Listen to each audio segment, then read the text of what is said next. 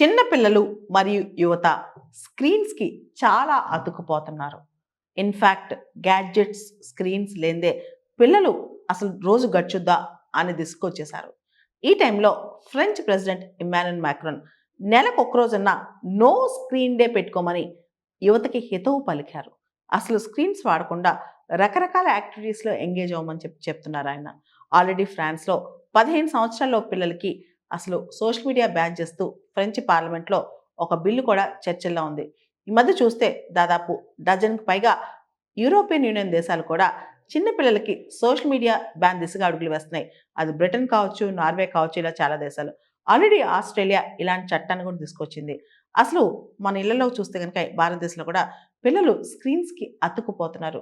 ఆంధ్రప్రదేశ్ ప్రభుత్వం కావచ్చు, కర్ణాటక ప్రభుత్వం కావచ్చు, ఈ రాష్ట్ర ప్రభుత్వాలు కూడా ఈ సోషల్ మీడియా బ్యాన్ దిశగా అడుగులు వేస్తున్నాయి. ముఖ్యంగా చిన్న పిల్లల విషయంలో. ఇక్కడ ఈ స్క్రీన్స్‌కి ఎక్కువ అతుక్కుపోవటం వల్ల వర్చువల్‌గా ఎక్కువ బతుకుతున్నారు. రియల్‌గా ఫిజికల్ వరల్డ్ కంటే హ్యూమన్ రిలేషన్స్, ఎమోషన్స్ అన్నీ తగ్గిపోతున్నాయి. స్క్రీన్స్ మీదే ఎక్కువ కనెక్ట్ ఉంటుందనమాట. ఇవన్నీ పక్కన పెట్టి వాళ్ళు నో స్క్రీన్ డే ఒకరోజు పెట్టుకుంటే వారానికి ఒకరోజు నిజంగా తేడా తెలిసిపోద్దనమాట.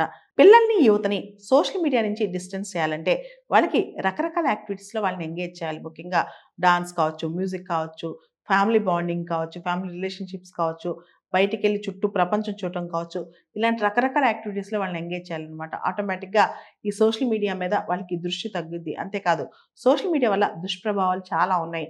ముఖ్యంగా పక్కోళ్ళతో కంపేర్ చేసుకోవటము, లేకపోతే వాటిలో ఉన్నవే నిజం అనుకోవడము, ఇయన్నీ పక్కన పెట్టి టైం అంతా వేస్ట్ చేసేసుకోవడము. జనరల్‌గా ఇన్‌స్టాగ్రామ్ కావచ్చు, రకరకాలవి చూస్తున్నప్పుడు ఒకటి తర్వాత ఒకటి తర్వాత ఒకటి ఇవన్నీ కూడా కంటెంట్ మనం ఎక్కువ కన్జ్యూమ్ చేస్తా ఉంటాం. మనం ఏ కంటెంట్ అయితే ఎక్కువ కన్జ్యూమ్ చేస్తామో అల్గోరిథమ్స్‌లో కూడా మనకు అదే కంటెంట్ ఎక్కువ చూపిస్తా ఉంటదనమాట.